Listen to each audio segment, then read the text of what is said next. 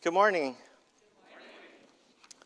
I just want to thank all the men, first of all. We had a men's breakfast yesterday, and we had close to 50 men that came out, and we had a great fellowship there. We spoke about prayer, so we'll be having that every quarter as we go along. I also want to thank our young men this morning for helping lead us in worship. And thanks to all the children. Yes. Thanks to all of you for coming up. I know it can be scary up here, but thanks for singing songs of praise. As I look around the room, I see many teachers that have taught in Vacation Bible School, Bible class, and children's worship. And as teachers, I think we would all agree that it's very rewarding to watch our children grow up in the Lord. It's very inspiring to see them turn to God and grow and develop. And while I'm excited about their future, I'm also a little nervous for them. I know what lies ahead of them in life. I attended Lipscomb University. It's a Christian school in Nashville, Tennessee. And I'll never forget something my English professor, Mr. Pruitt, said. He quietly walked into class. It's the first day of my freshman year. And he walked up to the board and he wrote in large letters, "Life is hard, and then you die." And in that moment in time, I seriously thought about dropping the class. But I didn't. And in fact, as I think about it, through the years, I've probably thought more about this quote than any other thing I learned in college. Life is hard, and then you die. I thought about it when I took tough classes and had tough tests. I thought about it when I had jobs that I didn't enjoy. I thought about it when relationships ended and when loved ones passed away. I thought about it when I couldn't pay my bills and when I got sick. And the truth of the matter is, life is hard. Let me ask the adults in the room something. If you could go back and relive your life, would you want to do it? If you could take everything you've learned and start over and correct all of your mistakes, would you want to go back? I'm seeing many people shake their heads no.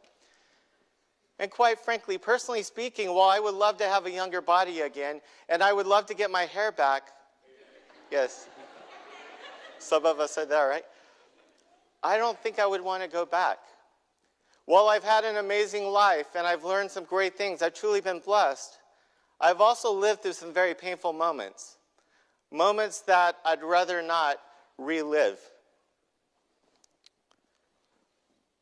Let's talk about seasons of life today.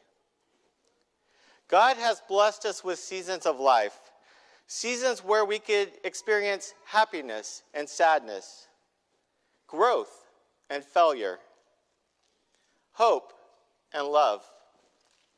It's a spectrum of emotions and experiences designed to shape our thinking and our hearts.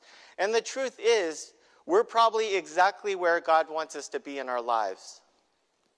Let's revisit Ecclesiastes 3, 1 through 8. But this time, I want you to think about the seasons that you've lived through. I want you to think about the good times and the challenging times in your life. There's a time for everything and a season for every activity under the heavens. A time to be born and a time to die. A time to plant and a time to uproot. A time to kill and a time to heal. A time to tear down and a time to build. A time to weep and a time to laugh. A time to mourn and a time to dance. A time to scatter stones and a time to gather them. A time to embrace and a time to refrain from embracing. A time to search and a time to grow up. A time to keep and a time to throw away. A time to tear and a time to mend. A time to be silent and a time to speak. A time to love and a time to hate. A time for war and a time for peace. We've lived through these seasons, right? There's seasons that are so happy, seasons that we never want to forget. When you look in your phones, you probably look at the pictures of those seasons. And then there's seasons that oftentimes bring us to our knees. Seasons where we're looking at God or talking to God and asking him, why me? Why is this happening in my life? In children's worship, we like to talk about all stars of the Bible, different Bible characters. We can learn a lot from them. And the children are very good at telling you what's happened in their lives. You know, David killed Goliath. Noah built the ark. They can tell you all that. But what we wanted to do was talk about the seasons. What life lessons did these Bible characters learn that shaped who they were? The good times and the tough, challenging times. Let's look at the life of Joseph for a moment. Joseph started out in an amazing season of life. He had a loving father. He was favored by his father, and he had a family. A loving childhood. You remember Joseph with the coat of many colors. But that season changed on Joseph. It became a very dark season when Joseph was sold into slavery. Can you imagine losing everything you love? But then he went to a different season when he was a slave to a high leader, a high official in Egypt. I'm sure his life changed a little bit at that point. I'm sure he grew. But then he entered another tough season when he was falsely accused and he was thrown in jail. But then he was needed by Pharaoh, and he entered a season of leadership, of growth. He became the second highest ranking official in all of Egypt. And then he entered a season of forgiveness when he came face to face with his brothers. He had ups and he had downs in his life. He had great moments and he had challenging moments. And those moments shaped his life. It shaped who he became. What season are you currently in? What lessons is God teaching you in your lives today? Are you doing okay? Are you hanging in there? For me personally, this summer I entered a season that I've been dreading for the last 10 years. And I'm now in that season. In June, I turned 50. And I am now on the other side of the hill looking down. But we've all been there, right? We've all lived through seasons. Maybe we didn't want to go into a season. And we've all been there. And sometimes it's hard. Sometimes seasons can be challenging. Sometimes seasons can be painful. They can hurt. So today we're going to talk about 3 guiding principles to help us through seasons. What can we do to make it through the tough seasons of life? We're going to talk about having a strong foundation. We've spoken about that before in family worship, but the importance of having the foundation of God. We're going to talk about maintaining a godly perspective. And we're going to talk about counting it all joy. It's important that we have a strong foundation. Let's think about the seasons here, the weather seasons for a moment. Now, in Orange County, we really don't have seasons. We have cool, warm, and hot. And I always give Sandy a hard time. She loves coats. We have 3 closets full of coats, and she never wears them because it's always so warm. But when I lived in Tennessee, we experienced 4 harsh seasons. 4 beautiful seasons, but they all could be tough. Winter, spring, summer, and fall. And I can remember one summer day. It was just a beautiful day. Blue skies, not a cloud in the sky. It was about 90 degrees outside. And I was really enjoying this day, but all of a sudden the wind started to blow. And then it blew harder and harder. And I could hear thunder in the distance, but I still didn't see any clouds. And then all of a sudden, the sky was full of clouds. You couldn't even see the blue sky anymore. And it got so dark that it almost looked like it was nighttime. And then the hard rains came. The thunder was popping. And then I heard the tornado siren go off. And this California native ran as quickly as he could up to a small closet on the 3rd floor of a small apartment. And I hid inside and I put coats over me. And I prayed to God. And it got worse and worse. I could hear the wind hitting against the apartment. And the apartment felt like it was moving, like we were having an earthquake. I could hear the rain slamming against the roof. And it felt like this was going on for about an hour, but it was probably about 15, 20 minutes. And then I heard silence. I didn't hear anything at all. So I carefully got out and walked outside, and it was the most beautiful day I've ever seen.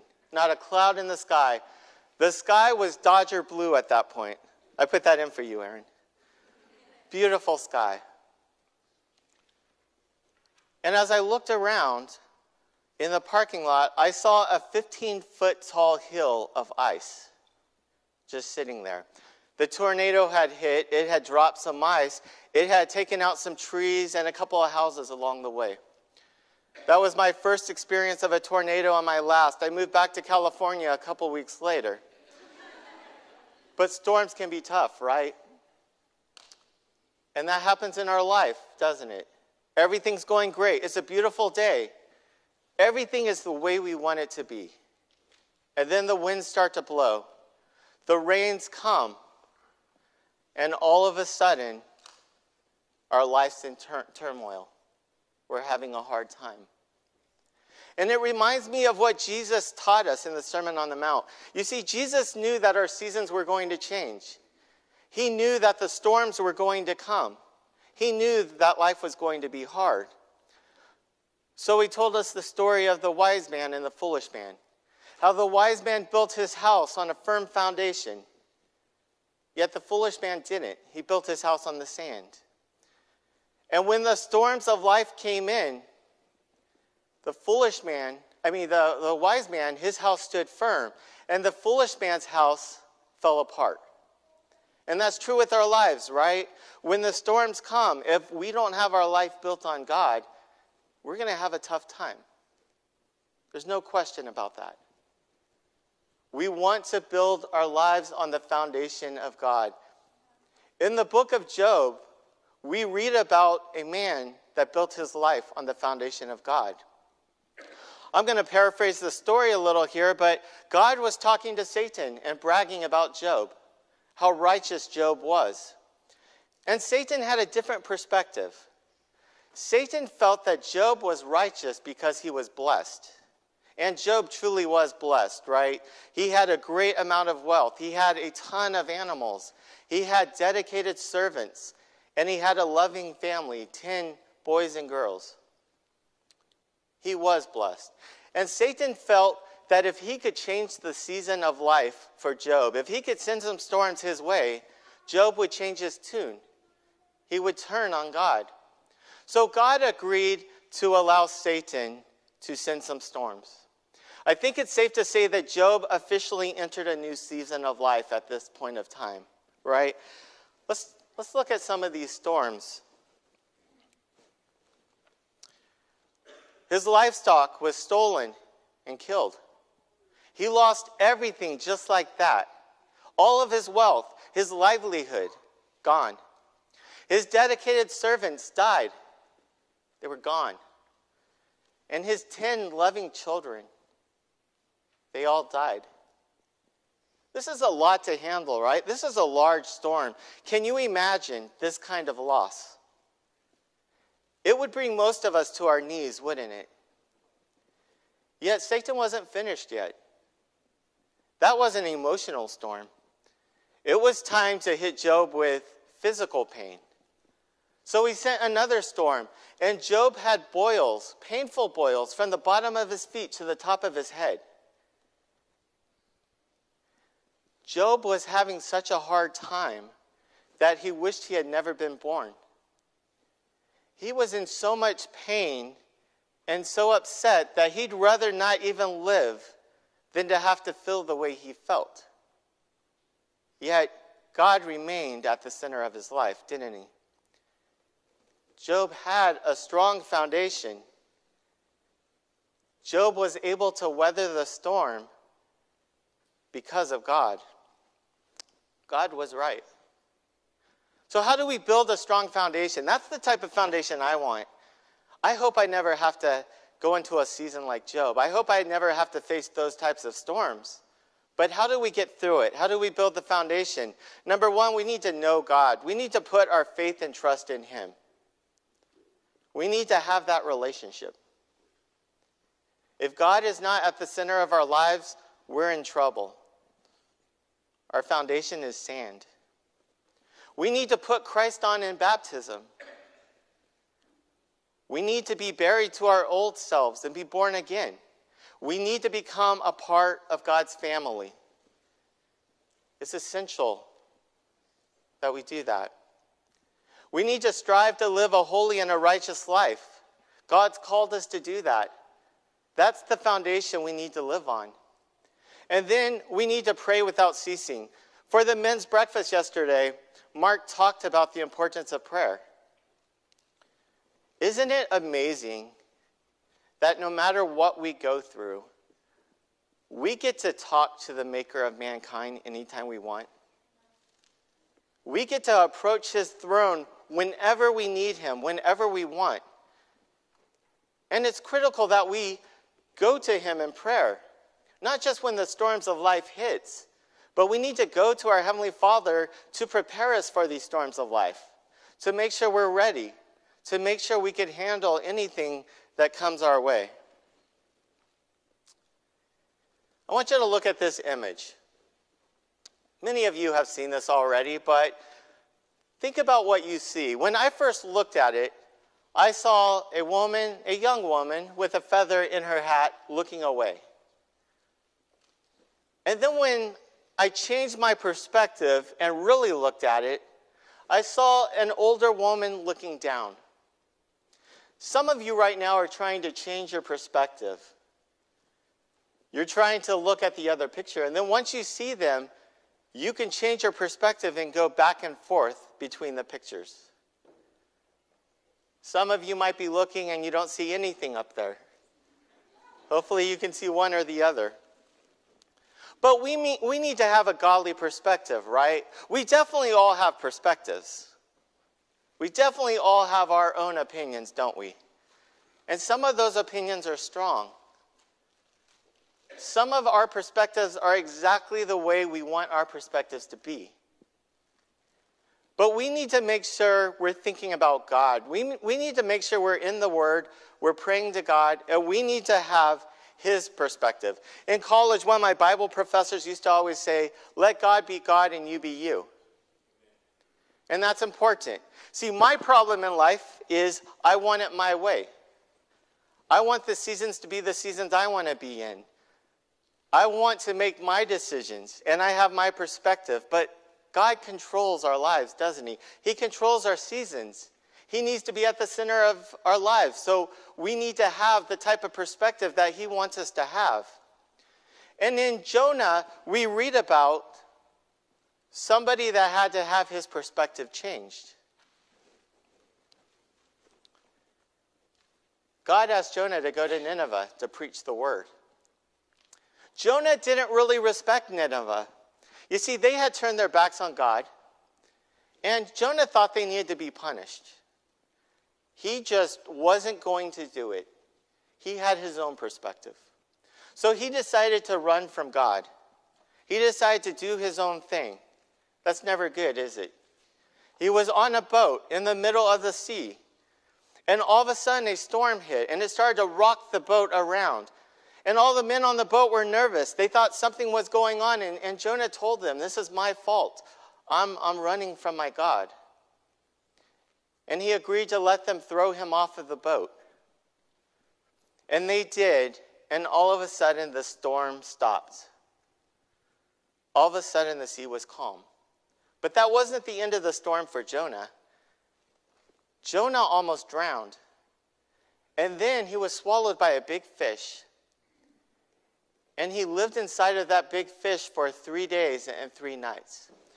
Let's pick up the story in Jonah chapter 2. From inside the fish, Jonah prayed to the Lord his God. He said, in my distress I called to the Lord, and he answered me. From deep in the realm of the dead I called for help, and you listened to my cry.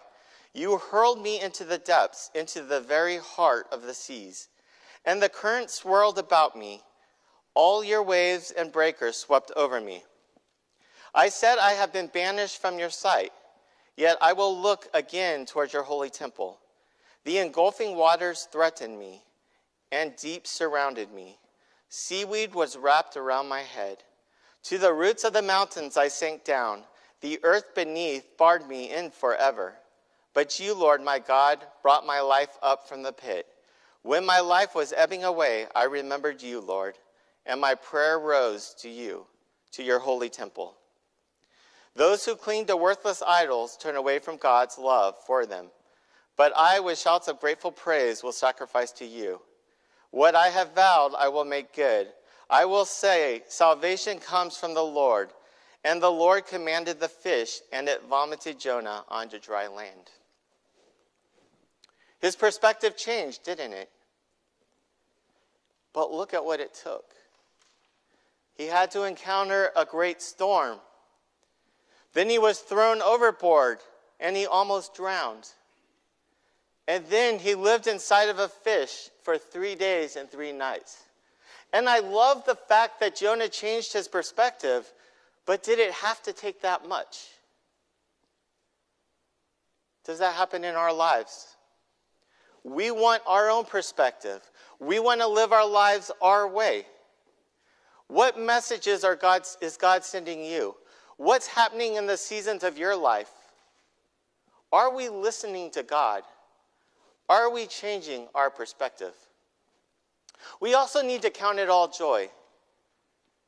That's important, right? The Bible talks about counting it all joy. But for a moment, I want to talk about happiness. Because I believe today the world is saying we have to be happy. The world wants us to be happy all the time. In fact, people are ending their marriages because they're saying, I'm not happy. They're quitting their jobs because they're saying, I'm not happy. They're quitting church because they're saying, I'm not happy. They're getting on drugs because they're just not happy. They're trying to find happiness. And we live in a time where happiness is so important. Some of you know I worked at Disneyland for 23 years, and for most of that time, I actually managed Fantasyland. So if you haven't been to Disneyland, Fantasyland's where the castle is. That's really about all the fairy tales. And fairy tales were interesting because they usually always ended with this phrase, and they lived happily ever after. You find true love, and you live happily ever after. Life is happy. Life is great. And I wish that was the case, but life is sometimes hard, isn't it? But we've been called to have joy. Joy is what God talks about. Let's look at the difference for a moment. Joy versus happiness. Joy is an inner feeling. Happiness is an outward expression. Joy endures hardship and trials and connects with meaning and purpose. In James 1, 2-4, it says, "Consider it pure joy, my brothers and sisters, whenever you face trials of many kinds, because you know that the testing of your faith produces perseverance. Let perseverance finish its work so that you may mature and be complete, not lacking anything." This is a tough passage, isn't it? When we go through tough seasons in life, when we face storms, God is calling on us to have joy because he's working through our lives. We're growing. We're maturing.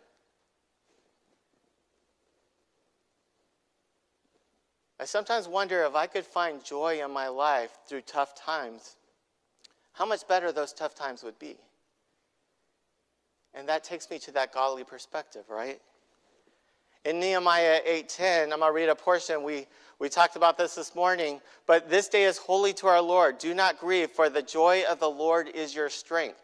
When we go through tough seasons, when we go through tough times, joy is our strength. That's what gets us through it. That's how we weather the storms of life. Seasons are going to come. Good times and bad. We can't avoid that. And God never promised that we'd have it easy and only have good times. But we need to build our foundation on God. We need to trust in him.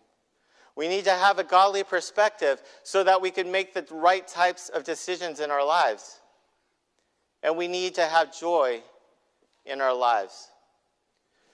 Mr. Pruitt, when he said life is hard and then you die, he was correct. Life is hard. And we are going to die. But he missed something. Life is also joy. We get to have great relationships. We get to love one another. We get to grow in the Lord and experience whatever it is God sends our way. And what we have to remember is this earth isn't our home. No matter how tough life gets, have joy because we know where we get to go. We know we're going to heaven to live with our Heavenly Father. We get to meet Jesus. And that needs to get us through whatever storms that come our way. If you haven't been baptized, you don't have a strong foundation. Make sure you put God first in your life. It's critical. If you're having a hard time in the storms of life, come forward and let the congregation pray for you. We need to pray without ceasing, right? We need the prayers of our brothers and sisters to make it sometimes. Always remember, God is on our side. We need to have joy in him. The message is yours. Let's stand and sing the invitation song.